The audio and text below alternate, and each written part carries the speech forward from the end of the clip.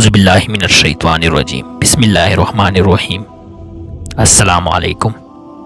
آیا تاسې له هغې ګناه څخه چې تر ټولو لویه ګناه ده خبر نه کړم؟